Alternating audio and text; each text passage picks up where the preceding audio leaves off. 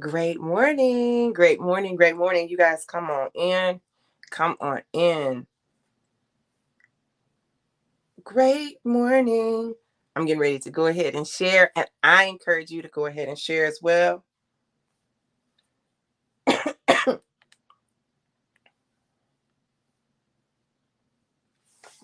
I'm excited for today's word.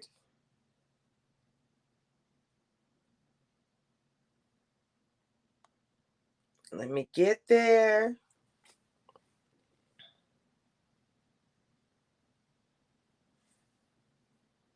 Let me share.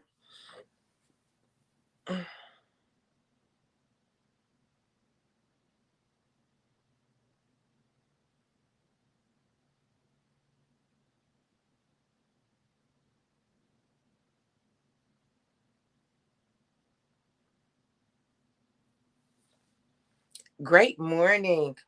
All right. All right. Let me hit this.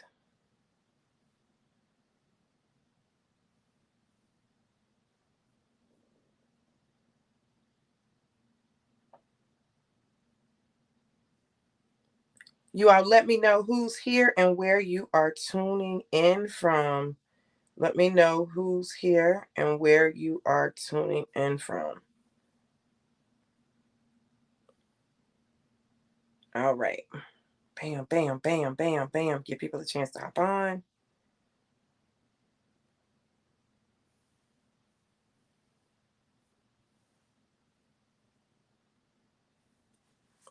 Okay. All right. All right.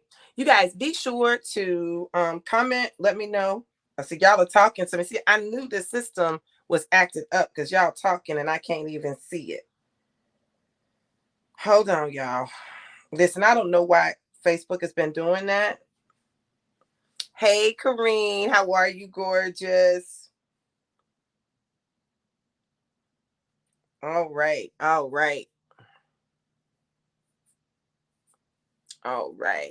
I'm gonna shift this way a little bit.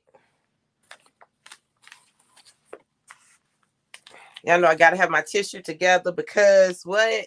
Yeah, that part. Okay. So you guys go ahead, share the video. When you shared, let me know. Let me know that you shared. And I'm gonna go ahead and I'm gonna get started. Why? Because it's time to stretch. It's time to stretch. Now, this is a perfect message in relationship to what we talked about yesterday. And I believe that God is trying to emphasize on the significance of the press and the stretch. The press and the stretch, they go together. Okay. The press and the stretch, they go together. And a lot of times we get caught up and we don't want to do either one of those because it's too much like work, and not work in the traditional sense of work. So I want you to understand what's going on with this particular time of the year. There is a commercial. I think it is a oh, what are those people? They do the pajamas. Um, the commercial where they say it's the most beautiful time of the year, the most wonderful time of the year. Um, what is that commercial? I can't think of it. Aeropostale. Who? Old Navy. Old Navy. Had to think for a minute. Old Navy. Old Navy does all the little matching pajamas for the holidays, for Christmas. And they talk about the most wonderful time of the year. They have, the song, The Most Wonderful Time of the Year, playing in the background. And this is the most wonderful time of the year, but it's also a time that requires press and stretch because we're almost at the end of the Gregorian calendar year. Now, see, this is where it gets interesting. We're almost at the end of the Gregorian calendar year, which will close out the year 2022 and will shift over into 2023. And I'm going to talk about that. I'm not going to talk about that necessarily today, but I'm going to talk about that in the next couple of days because I'm going to be doing the prophetic drive-by for the prophetic word for the month of December. I'm going to be doing the prophetic word for the month of December. So we've got to understand that as we are on this journey, and we are going through the press is designed to push that last little extra that we didn't know we had inside of us out of us. That's what the press does. But the stretch is designed to, so if you think about it like this, the press is designed to increase your depth, but the stretch is designed to increase your width. The press is designed to increase your depth, the depth, but the stretch is designed to increase your width. And so we're in a place where, now hold on, let me put my do not understood on. Okay. The stretch is designed to increase our width, our reach, our well, when you think about stretch, I think about the superhero Stretch Armstrong. Well, or Stretch, right? They came up with the character Stretch Armstrong, but Stretch was known for being able to stretch, his ability to stretch without breaking. So when we're talking about stretch, it's time to stretch. Yeah, it's time to stretch. Stretch your mind, stretch your physical capacity, stretch your endurance, stretch your imagination, stretch your belief, stretch your faith. And those things are only stretched when they are tested, tried. You go through something. You have to face something that you didn't think you had the capacity to handle, but you discovered that you did. Like, all of that is a part of the stretch. You got to stretch. I know yesterday I talked about pressing. Now, if you pressing, that's good. You're increasing your depth, increasing the capacity of what you can hold. Now it's time to increase the reach, extension, and how you are able to handle, navigate, maneuver, and get outside of your comfort zone. Stretch is designed to take you outside of your comfort zone. There's no stretch if you're not outside of your comfort zone. So when I'm talking about stretch, I'm saying, yeah, you got to get outside of your comfort zone. You got to get outside of what you're accustomed to doing. You got to get outside of what you know, what's familiar, what's comfortable. And as you do that, what you do is you begin to expand your view of the world. If press increases your capacity, stretch increases your width. So now, not only is your capacity increased, right? Not only is the depth increased, but now the entire volume is increased. Why is the volume increased, Dr. V? Because now the sides of the container have been extended. Yet you've deepened so you can hold more, right? And you've extended so that the volume and the total capacity is increased. Depth and width are important because they affect volume. Now, there's some things that God wants to give us in this season before the Gregorian calendar ends, okay? Because y'all know we just started the Jewish calendar, just started God's calendar. That's what I'm saying. We just started in September was the new year. Okay. So we, in the beginning of the new year, people like, oh, I got to close out. Yeah, you're closing out the Gregorian calendar. But baby, we already been in the new. We've been in the new. Okay. So now what we're doing is we're preparing ourselves to push into the next part of what it is that God is doing. And I know this. Listen, the greater your volume, the greater your capacity, the more God can do, the more God can give, the more God can show you.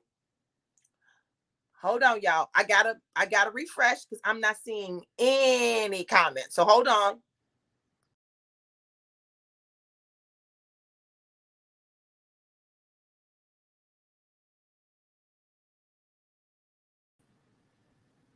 There y'all are. I knew y'all was here.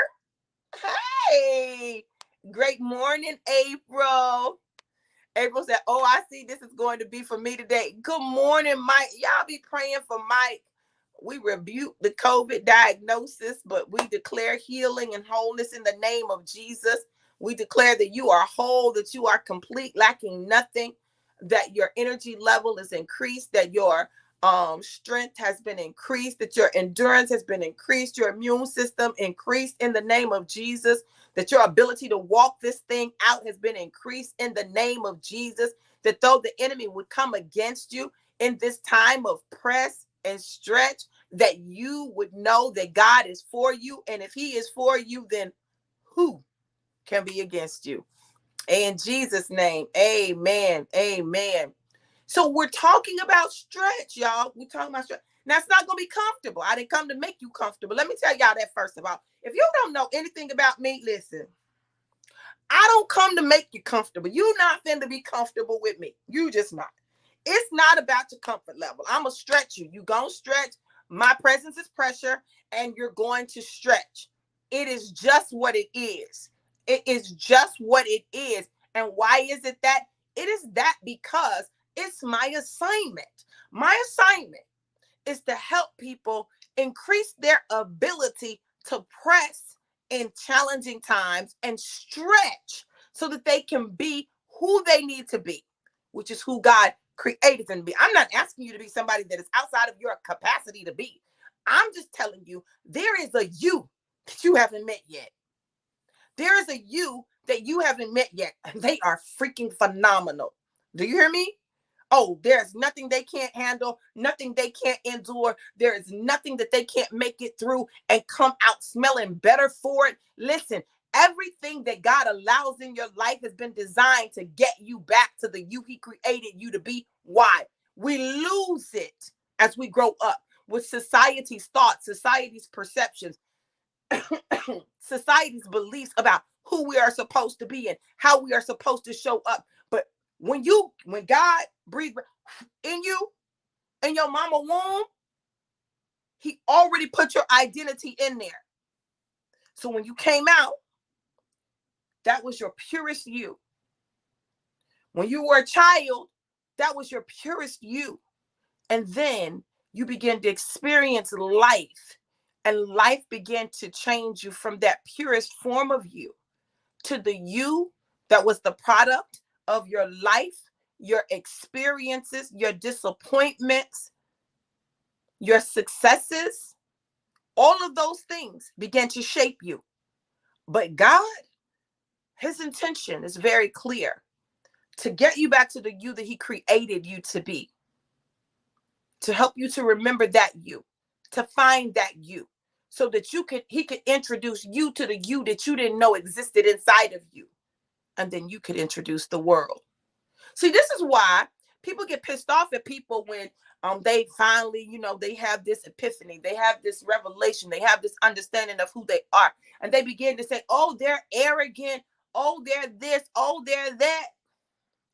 They say that because now their opinions of the person doesn't drive the person. See, as long as you allow the opinions and perceptions of others to dictate what you do and to cause you to question how you move, you will forever find yourself trying to live up to the standards and the expectations of people who have no idea what you were created for. They just know you make them feel bad because they're not doing what they were created for. Or you're not doing it the way they think it should be done.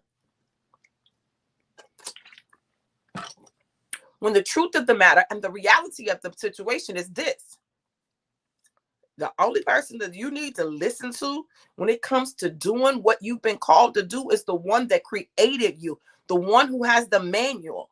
Like, that's the one that can tell you.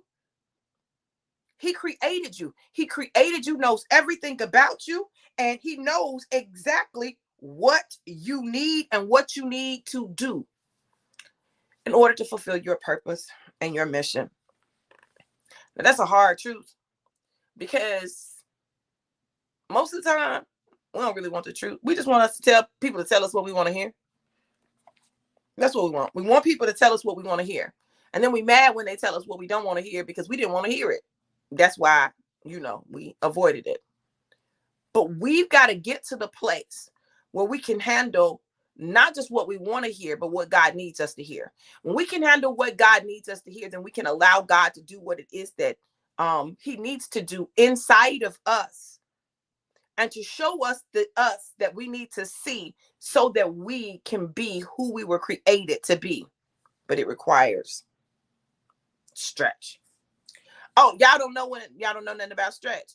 Oh, y'all know something about stretch? I remember when we used to wear jeans that didn't have no stretch. I'm talking about them jeans that when you put them on, there was no give. Like, you had to figure out how to get your body into it without like, oh God, how do I? So when they created stretch jeans, listen, I ain't trying to be funny. Y'all can laugh at me if you want to. I don't care if I never put another pair of regular pants on, jeans on. I don't even like regular jeans like that. Every pair of jeans that I own gotta have some what? Stretch. Because I want to be comfortable. I need the stretch. Now, y'all might not need the stretch. I need the stretch. This booty, these thighs needs the stretch. I don't want just no regular jeans. I gotta just be jumping up and down to get into, and there's no move, no room, no. Now I need some give. I need some give, right? I still want them to fit. I want them to look nice. But I'm gonna need some stretch in the process. So this is what you gotta understand. The church has attempted to make God and our walks with God like those jeans, those denim jeans with no give. Cut the same. You gotta figure out how to fit in it instead of it embracing you. But that's not God. And I'm not saying that God doesn't have standards. I'm not saying that. I want y'all to hear me clearly. I think people think sometimes that, I'm saying God doesn't have standards. You can do whatever you want to, just live your life haphazardly. Just go out and sin recklessly with abandon and feel like nothing's going to happen. I'm not saying that. Listen to me, and I need you to hear me very clearly. God has standards. Okay? Now, his standard for me and his standard for you may not be the same. His standard for somebody else may not look like our standards, but it doesn't mean that God is not at work or at play, or he does not have standards. And honestly, you really can do whatever you want to do. Like, you can, literally. But not everything is profitable. Not everything is profitable. Not everything is going to work for your good. Now, what that means in each person's life is individual. We get so cookie cutter. We get so our judge. We judge ourselves and we judge everybody else. We want to be the one to determine for other people. I can't determine for you. That's a you and God thing. Now, I can tell you what I read. I can tell you what I've experienced. But this is the thing that I know personally about God, is that he uses the foolish things of the world to confound the wise. He uses the foolish things of the world to confound the wise. You be thinking you done figured it out. You done mastered it. You got it all understood. You know. Now you trying to tell everybody else what they need to do. And you should, and you need to, all of which are judgment statements, right? You should, you need to. Okay. All of those are judgment statements, right? Now, and listen, I want y'all to understand. You are responsible and answer to God. So God told you not to do nothing, do something, don't you do it. Period. You don't do it. You don't do it. But don't feel like you got to put your mouth on everybody else. You don't do it. I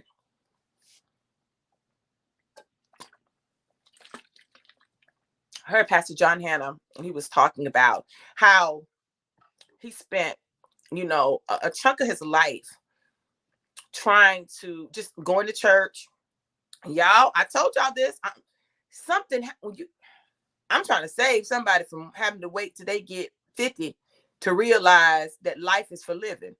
I'm trying to save somebody from having to get 50 to realize that there are things that we can do to deal with those things that sabotage us. I'm trying to help somebody not to have to get to 50 and 5 marriages to understand that you need to know you and God's purpose for you before you embark on the great institution of marriage. And the other person does too. So you don't have to go through the stuff that I went through. So when I say stuff about my life, it's not that I'm bragging. I'm not bragging about my life. I'm not bragging that this has been my experience. I'm not bragging. No, what I'm trying to do is let y'all know that no matter what you've gone through, that God can still use you. We're looking to these quote unquote perfect vessels that really don't exist for guidance, right? But give me a person with some lived experience, someone who has made some mistakes and knows what it's like. Now, we need those people who have lived an upright and righteous life. We need those people. We need them because there are people who that's going to be their story. See, everybody has a story and a journey that is uniquely theirs. Mine just isn't that. That's not mine. But you need those for the people so they can see, okay, this is possible. It's doable. But if it doesn't happen for you like that, life is not over and the world does not end. Y'all, I can't see y'all's comments, so I'm going to have to refresh. Y'all hold on. Let me refresh.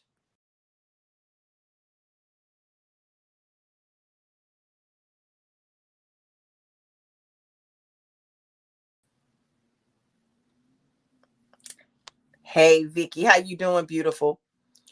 So look, listen to me. I want y'all to hear me. Stretching is designed to show you what you're capable of. Just like the press and the stretch, they go together. When you say, so this is what I was saying about Pastor John Hanna. So he was talking about they were doing a party. His ministry was doing a party, and he was inviting the people out to the party. He said, there's going to be refreshments. There's going to be no alcoholic beverages. He said no alcohol. He's not having any alcoholic beverages. So he didn't want you to think that. But that it was going to be a place to have some good, clean fun, dance, and have a good time. Now, I remember, y'all, Lord, I remember being told that, when you saved, you can't dance. When you saved, you can only listen to Christian music. When you saved, you can only this. When you saved, you can only that. If that's what God told you is for you, you do that. I'm not here to come against that. But I know for me, I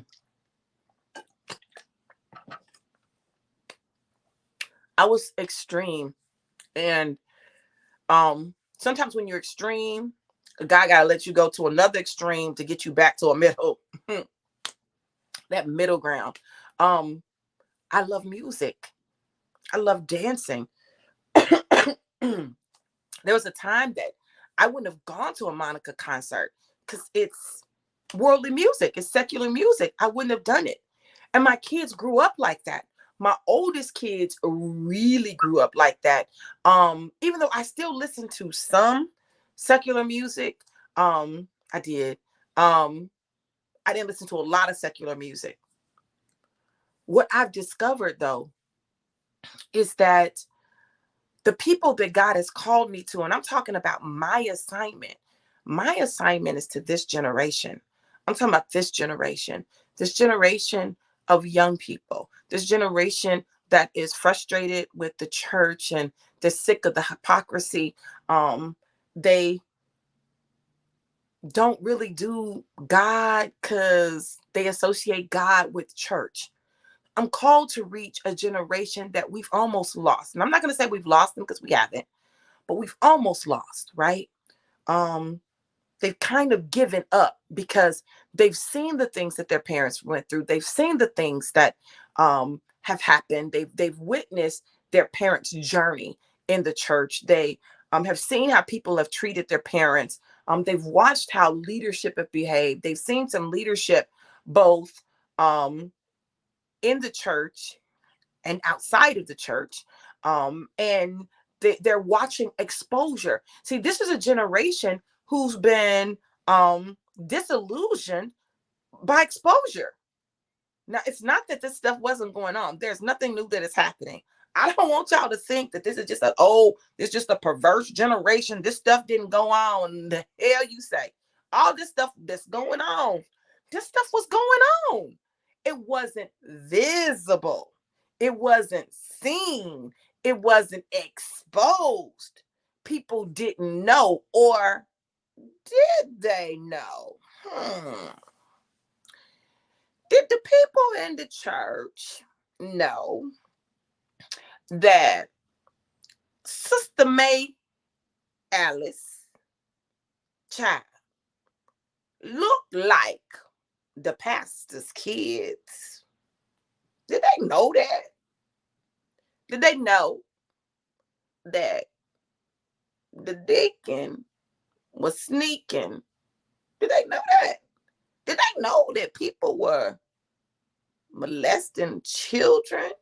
Did they have any inkling, any suspicion, any idea that this was going on? Did anybody ever say anything? Did anybody talk about it? Are there some things that were known but not known? People knew them but acted like they didn't know them. Y'all, did people know that that pastor was a little, might have been a little, just a little, some was a little,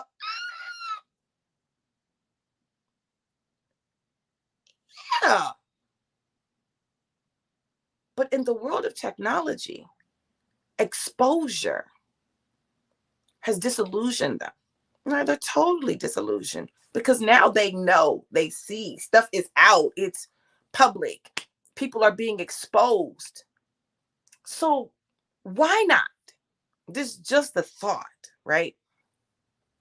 Why not do something that defies the odds, defies explanation? Like, just be real, be honest. I don't think it's so much that people have so many problems with the humanity of pastors because they're human, but it's because people and the church have deified pastors, apostles, preachers, teachers, evangelists, made them almost like God, right? And have put them up on this pedestal where there's no room for error, which creates a whole nother set of issues in the lives of these leaders. See, the truth of the matter is everybody's really gotten the short end of the stick. Okay.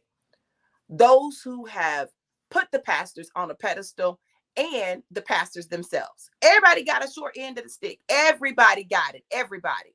And because of that, it means that everybody's kind of struggling, trying to figure some stuff out. And now everybody disillusioned. Pastors disillusioned, people disillusioned, everybody disillusioned. Stop. Stop. Stop placing your expectations on people and allow people to take the journey that they have to take. Now, I'm not saying you choose where you are. Choose who you follow. Choose who you listen to. But can we have real conversations? So that's a stretch. Real conversations in the church. Talking about the things that aren't talked about in the church. Like really addressing it in the church. Because I'm convinced that the church has been complicit in some stuff. The church has been complicit in some stuff. And I'm not saying throw the church away because we're the church. You understand? But I'm talking about the fact that the church, the building, the people, the body has been complicit in some stuff. And now we're seeing the fallout of it. And in order for us to deal with it, we try to cast away the people that are a product of the complicity to make us feel better. Feel like we're not complicit. But we still are. See, stretching is not just about you getting your goals. We make it simple. I'm killing it. That's great. But what's going on in you? What's going on in you, the human being? What's going on with your spirit? What's going on with your mind? See, where the Spirit of the Lord is, there's liberty. What is liberty? Freedom. It's freedom. It's freedom. And when the Spirit of the Lord resides in you, there's freedom. So don't you let people make you feel bad for your freedom. Now, you got freedom, but with freedom comes responsibility. You got to decide what you're going to do with it, okay? And there are consequences. Just know that. So I'm not saying that you can just do without consequence. I am far from saying that. There's always consequences. But you need to understand that you've got to stop using the church as your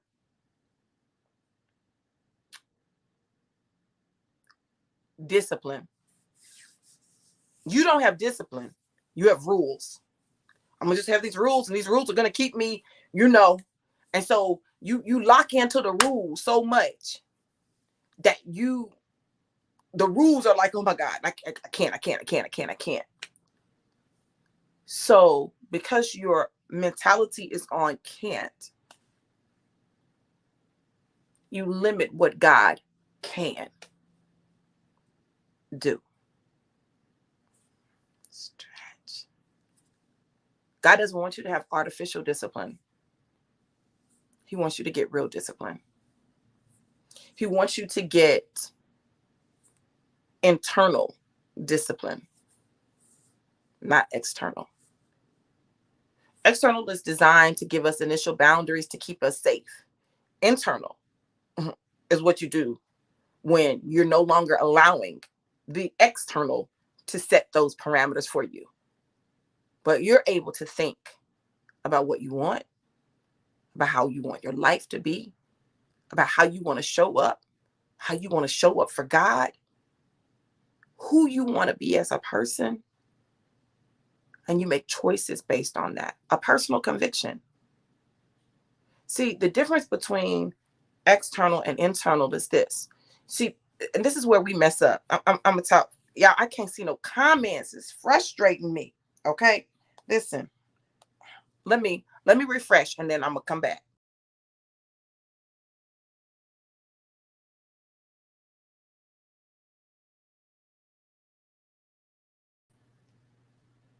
Okay. Are y'all not talking to me today? I need y'all to talk to me. Maybe y'all just ain't talking to me. Listen, the difference between external and internal motivation. Okay. I'm just talking a little psychology to y'all. Y'all gonna learn something today. Okay. Y'all in psychology class. Okay. External motivation is when you're motivated by things outside of you as a person. Okay. When you're motivated by grades, accomplishments, money, prestige, um, achieving a goal, people's approval. That's external motivation, right? Rewards, punishments. Okay. That's external motivation. Internal motivation is when there's something in you that says, okay, this is what I want. This is what I want to do. This is what I don't want to do. This is who I am. This is who I'm not. Right?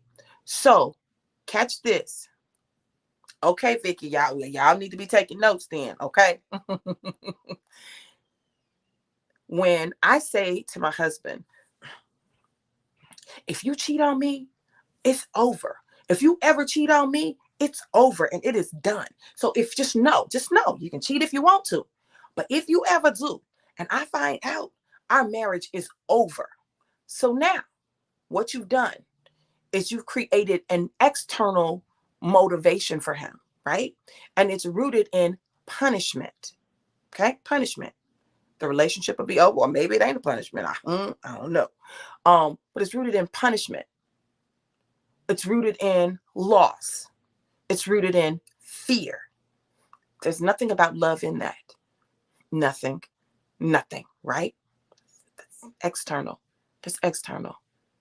So when presented with an opportunity, you're like, no, I can't do that because listen, my wife will leave me. Man, I ain't trying to lose my wife. I ain't trying to lose my not.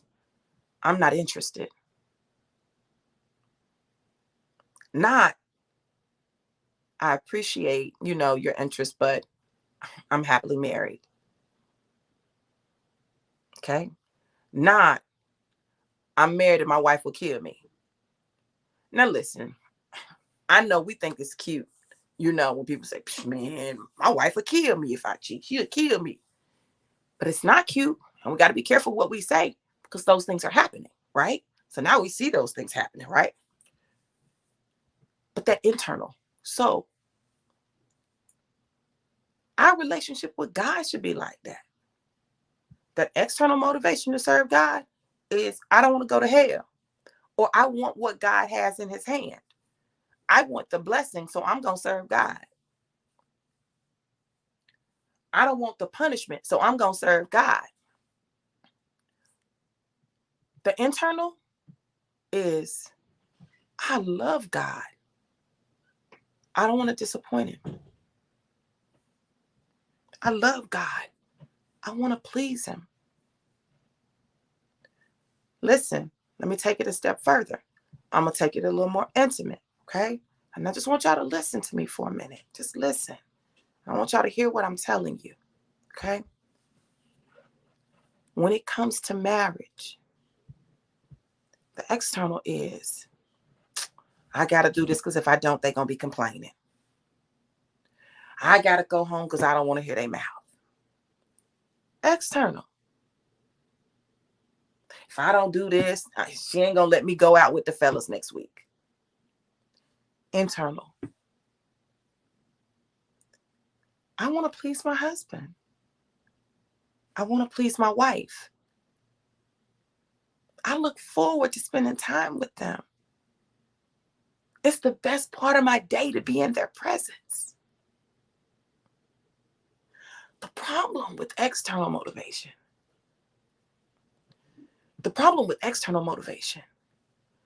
is what keeps you going when it's gone.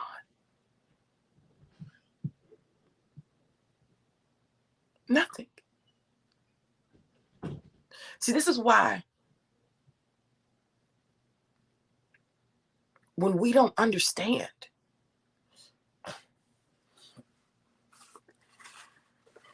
when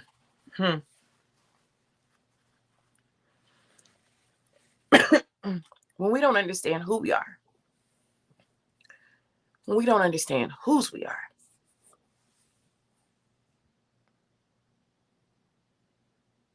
we'll miss some things.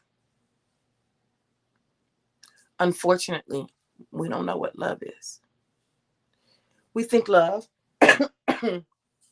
is owning a person.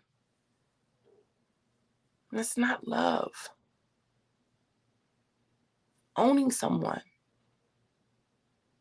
is bondage. It's slavery. Love is choosing someone, choosing to submit yourself to someone.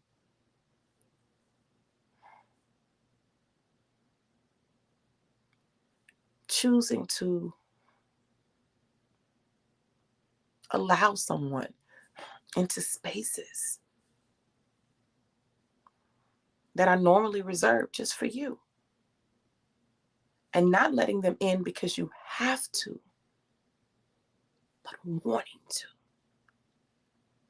Wanting to share those parts of you with them.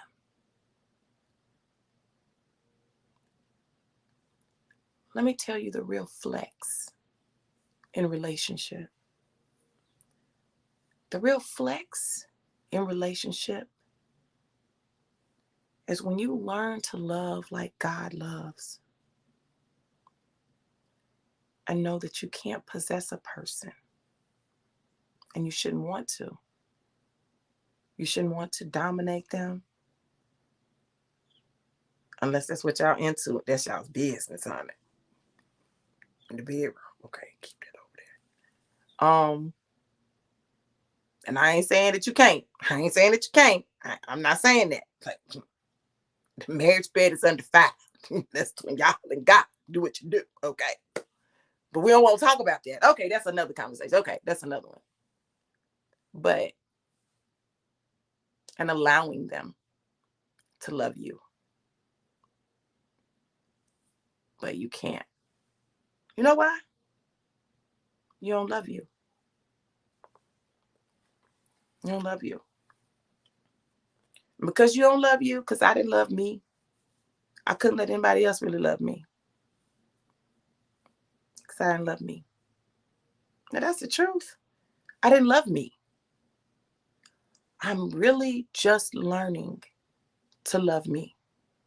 Not the facade, not the show, not the image, not the looking like you love yourself, but really loving me. Flaws and all. Really just mastering that. For a number of reasons, but doesn't matter what the reasons are. All of it was rooted in these survival things that I developed, right, in childhood.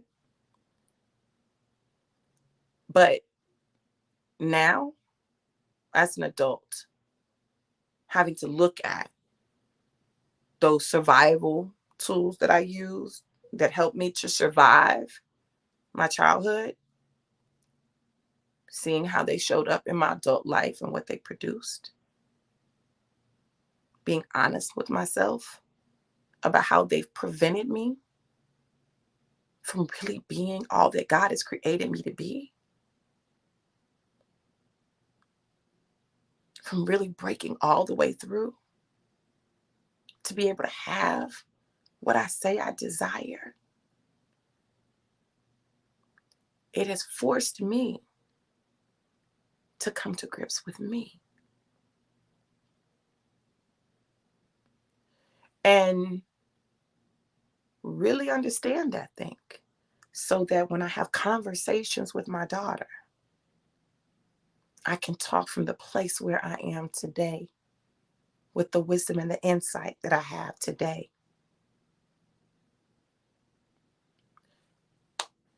So as my family has gotten um, older, and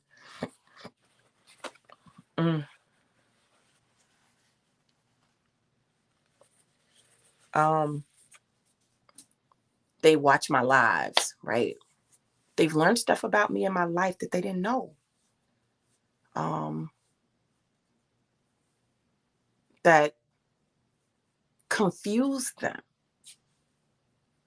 because I was so good at looking like I had the perfect marriage, the perfect life, that it was difficult for people to see the other stuff because I kept that, you know? I kept that. You know, I kept that. I didn't want people to see all that. But now they're starting to understand some stuff that they didn't understand. You know, it just looked like I just was out here getting divorces. That's what it looked like. Just getting married and getting divorces, getting married and getting divorces. So they would never see the stuff that would be going on in my home. They would never see that stuff. And I didn't talk to them about it. You know, I didn't, which is really interesting because I'm so open now, right? And not that I wasn't open in places. Not that I wasn't open in places. I was. It just wasn't necessarily with them. So they had this image of me, this perception of me, this illusion of who I was.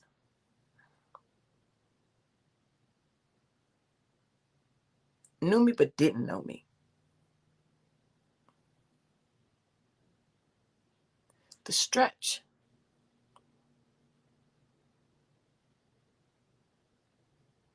takes you out of the comfort place. I've talked about a lot of stuff, and I've talked about a lot of stuff today.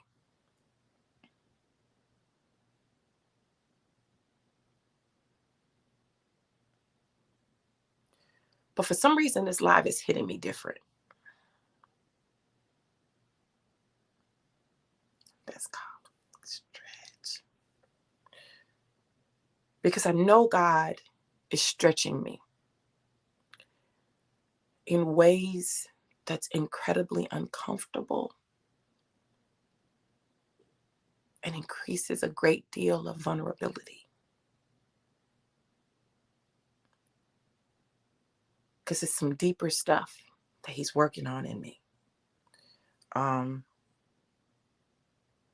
when you begin to kill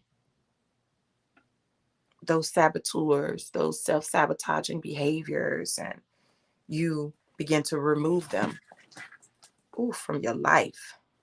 Y'all, my knee has been acting up, y'all. Hold on. I gotta stretch it and feel like it needs to pop. I don't know what it needs, but it needs something, honey. Um,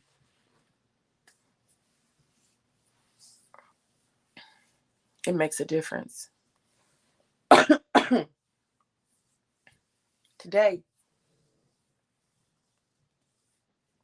you need to stretch yourself. You need to stretch. Now, I told you all that God has really been dealing with me about some stuff, right? He's been dealing with me about some stuff. And so one of the things that I did was I put together a no more sabotage combo masterclass. And it's going to help you to identify. Lord, this thing don't want to let me be great, but it can't stop me. Um, help you identify your sabotaging behaviors, your self-sabotaging behaviors, and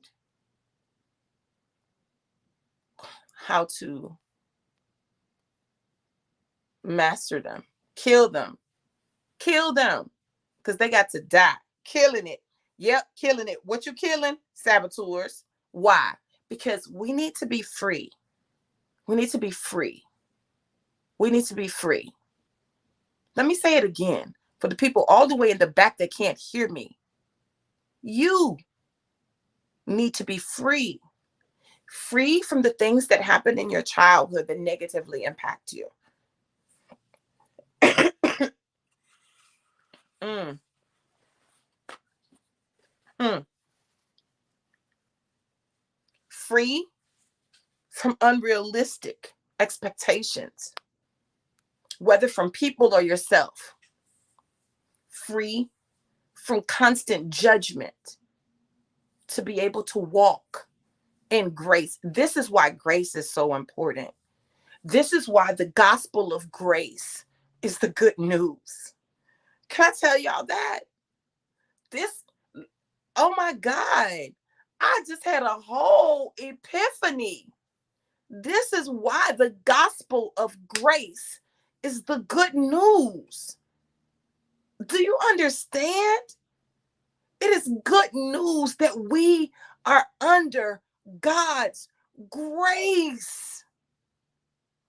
Not that the law is of no effect, but the gospel of grace gives you that safety net so that you know that it's not over because you messed up, you misstepped, so now you're afraid. Listen, we get so scared of making a mistake, so scared of failing, so scared of loving, because what if it doesn't work?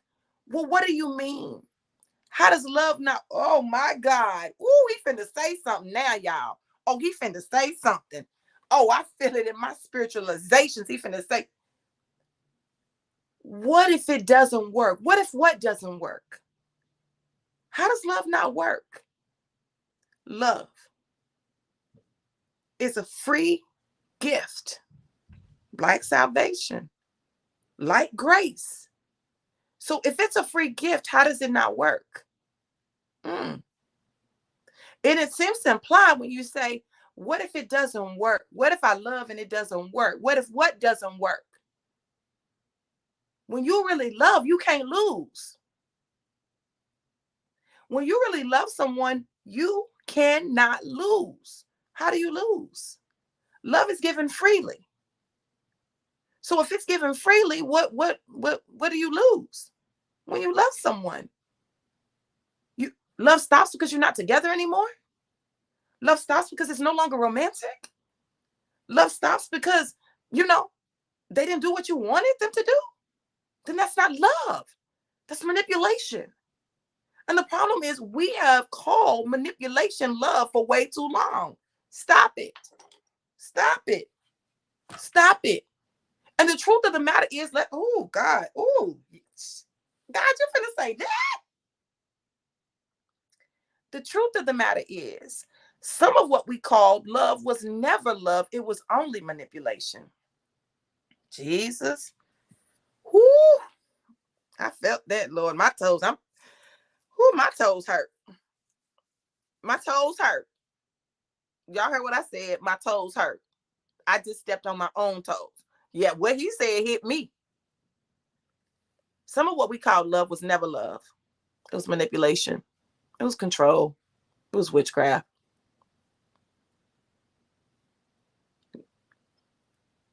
And that's what it was. True love. You can't lose with that.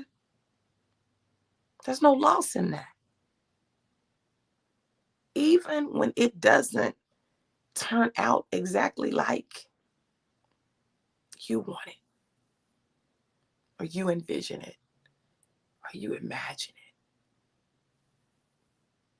Listen, I've talked about this before, but I'm going to mention this because it's really relevant today. Like, I'm really feeling it. I have a couple of guy friends, and on paper, on the surface, we'd be like a perfect couple. They know me. Like, when I tell you they know me, they know me. They know when I'm doing the most. They know when I'm being passive aggressive. They know me, right? They know me, right? And I don't like, y'all listen, I'm just telling y'all. I'm just telling y'all. I'm just telling y'all. Oh Lord. I don't sometimes I don't like sometimes I don't like that they know me so well, right? Because there are things I can't get away with them. I can't just say some random stuff and them just let me off the hook. They can be like, you know, that's bull, right? And I'm like, wait, you know, y'all know this. Wait, I do that. Wait, when I do that, wait, that mean I know, but I'm acting like I don't know. Okay, they know that, right? I'd be like, wait. They're like, see what you just did. Now listen, these are not even necessarily romantic relationships, friendships. But I'd be like, see, we should just be together. See, if we was just together, they like,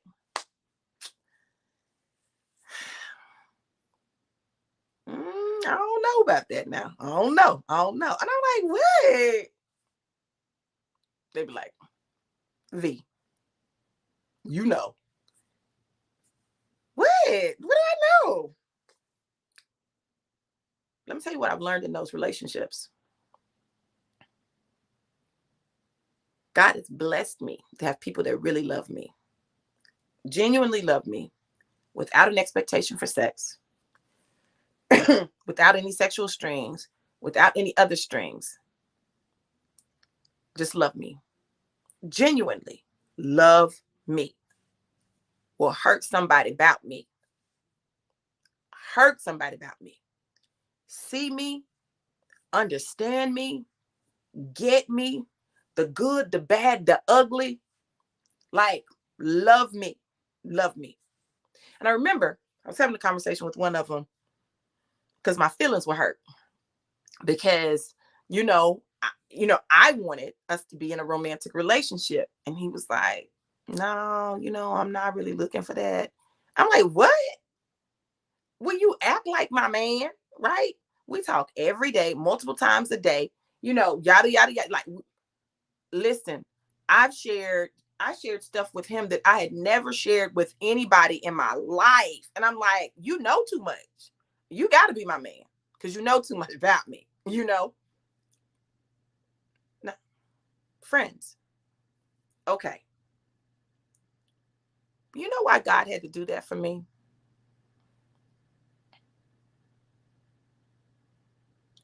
Because all my life, listen to me. Oh, this finna be full disclosure, y'all. This finna be, the devil finna really be mad at me, right? All my life, practiced, learned, mastered manipulation of men. Whew, here it is. I said it. Mm. Practiced,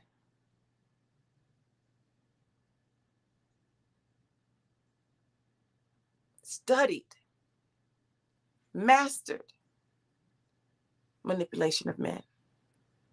But that manipulation could never get me what I truly wanted, which was unconditional love.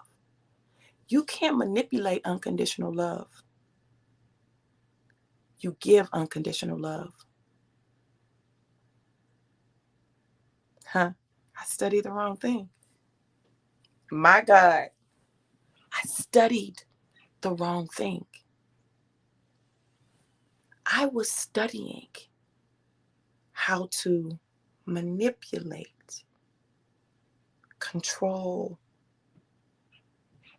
lead, maneuver, shift, witchcraft, when what I needed to study was how to give unconditional love. I didn't want to do that though, because that led to vulnerability, could lead to hurt. And I didn't want to be hurt. But in not wanting to be hurt, I was hurt. And not only was I hurt others. So right now, I just want to take a moment to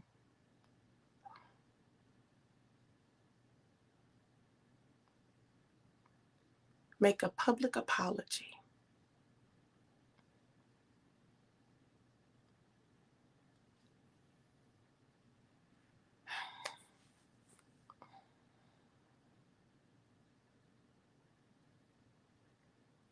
mm.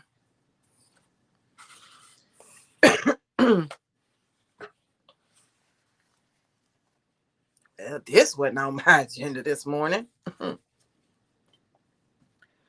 To make a public apology to the men that I said I loved.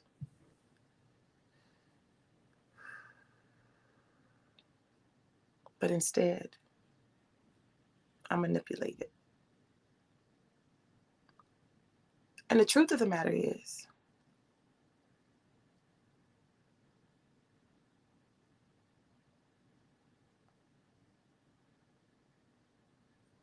a lot of times they knew. They knew.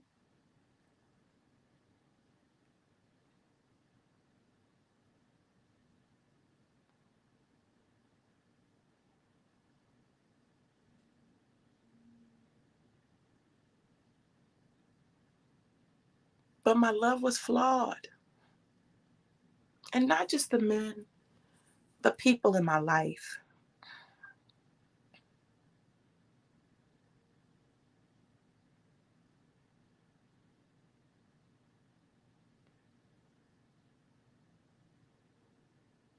I'm sorry. My love was flawed. It wasn't unconditional. It wasn't without strings. It wasn't without expectations.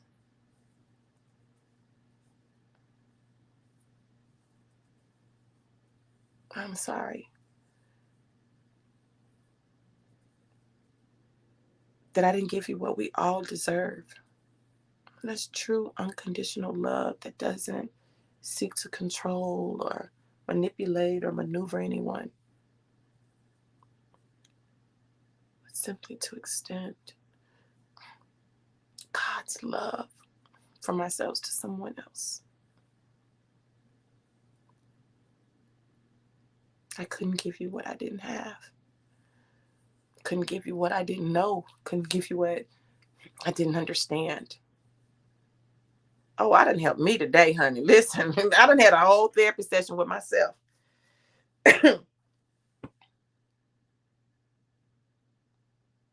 You gotta learn.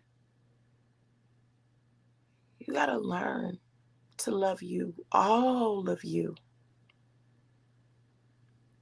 You gotta learn to allow God to reveal you to you. Now listen, I'm not saying that I'm not a loving and caring person. I am. I'm just telling y'all it's been twisted. It's been twisted. And I'm grateful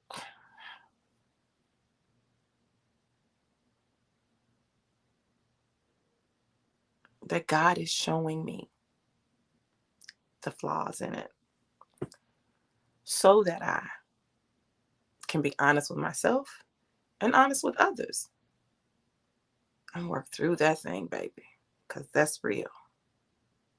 I was talking to a friend of mine, and he and his wife have, I'm not saying they have a perfect marriage or anything like that, but what I'm going to say is this.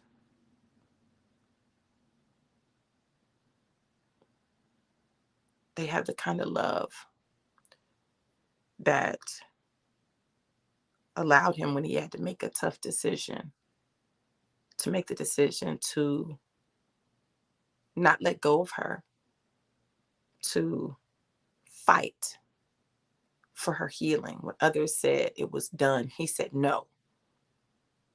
To leave his job, to be her full-time caregiver, to pray with her, feed her, change her, be her therapist, believing God for the miracle God promised them.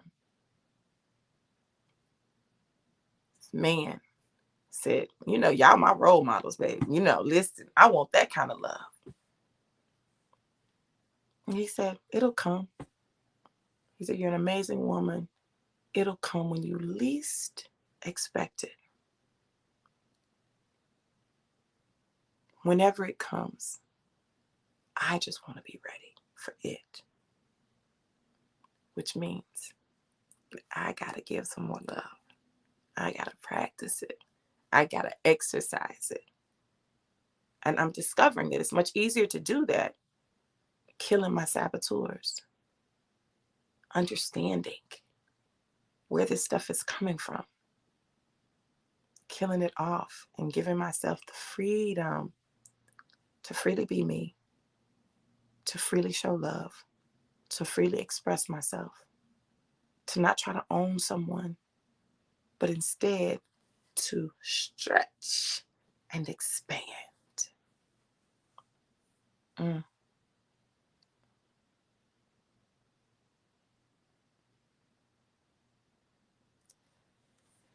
Made me think of one of my favorite songs, Kirk Franklin and the Family's. Love, a word that comes and goes, but few people really know what it means to really love someone or somebody. Today, I challenge y'all to stretch yourself. This stretched me, y'all. I hadn't planned on all this. I just need y'all to know I hadn't planned on all this. All this was not on my agenda. I just wanted to talk about the stretch. It's time to stretch. And God said, okay, stretch. That's what we're going to do. Stretch. But I pray that it helped you. I pray that my vulnerability blessed you in some way.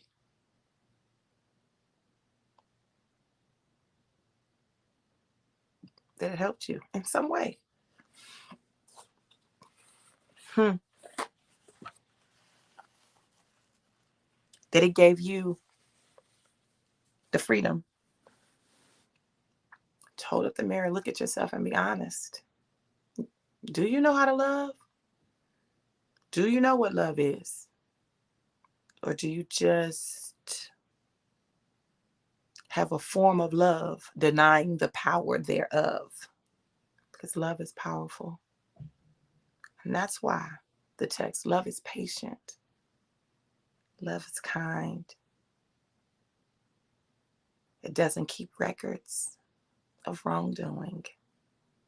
It doesn't keep records. Love doesn't keep records.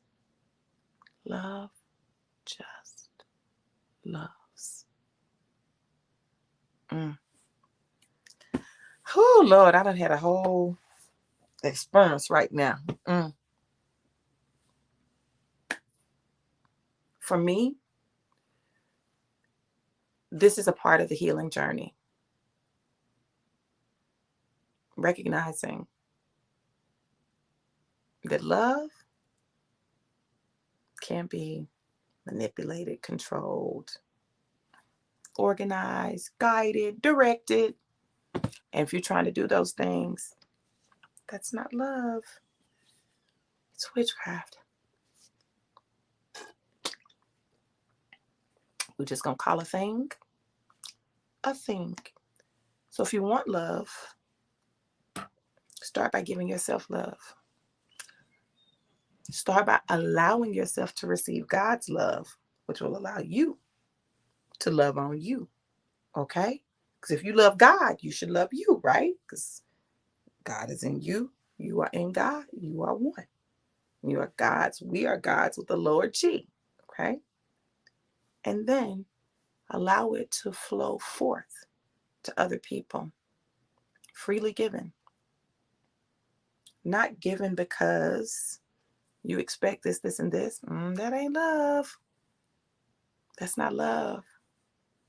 That's transactions. And look, let me tell y'all this. So one of my friends, he said, you real transactional. I said, what? He said, yeah, you real transactional. I said, I am not transactional. I remember being so offended. He told me I was passive aggressive. I said, what? I am not passive aggressive. Baby, he done told me everything. I said, who do he think he is? He always think he right about everything. And this is the crazy thing. A lot of the times he is right. And I've witnessed him show unconditional love. I ain't just talking about to me. I'm talking about people would be doing stuff. And I'd be like, you finna just let them do that? Oh, you still finna do that for them after they done did this and this? Oh, it couldn't be me. You know why? Because that's that transactional nature. Like, you done did me dirty. Oh, I'm not trying to F with you. You need what? Oh, well, I pray that you get it. Because you won't be what? Getting it from me. Passive aggressive. Transactional. He was right. He told the truth. He told the truth. Get some people in your life that'll tell you the truth. Get some people that aren't afraid of calling your BS BS. Get them in your life. Then maybe you'll get what you desire. See, because this other stuff that we got going on, where we're not being honest with each other because we don't want to hurt nobody's feelings. We won't make nobody feel bad. So we lying to them? No, that ain't okay. That ain't okay. It's not. It's not okay.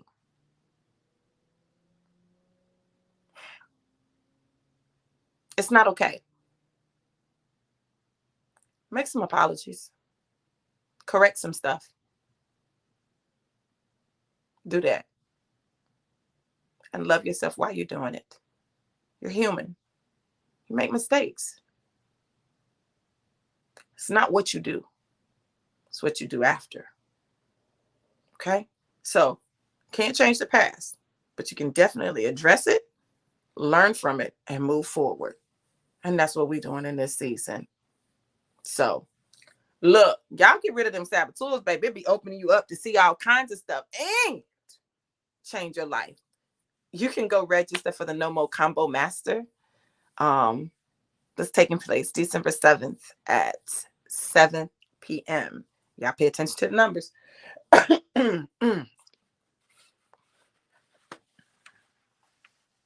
It's never accidental. Okay. Go register. It's $97 until Tuesday at midnight. $97 until Tuesday at midnight. That's my Black Friday, Cyber Monday, Small Business Saturday, Giving Tuesday. That's all of that in one, right? But go to bit.ly/no more combo master, register for the class, learn how to identify and kill those saboteurs so that you can take your life to the next level. So it's time to pull some barriers up. And let me tell you something. Listen, this relationship traumatology class is coming up. That's the next one. But we're going to talk about that later. Me and my girl might go live a little later. We're going to see. But look, I pray the word blessed you. I pray that you got something out of it that you needed today. I pray that you've been encouraged. I pray that you have seen some things that you needed to see. And I pray that if this word blessed you and you want to bless me, feel free to. If you don't, it's cool. I'm still going to show up. I'm still going to do what I do. And I'm still going to love you for real, for real. You can go to Cash App $DRV Walters. Cash App $DRV Walters or PayPal.me DRV Walters. I pray that my transparency and my authenticity let you know you're not the only one who faces challenges. We're in it together. Look, I love you guys to life and life more abundant. Stretch. It's worth it. Be blessed.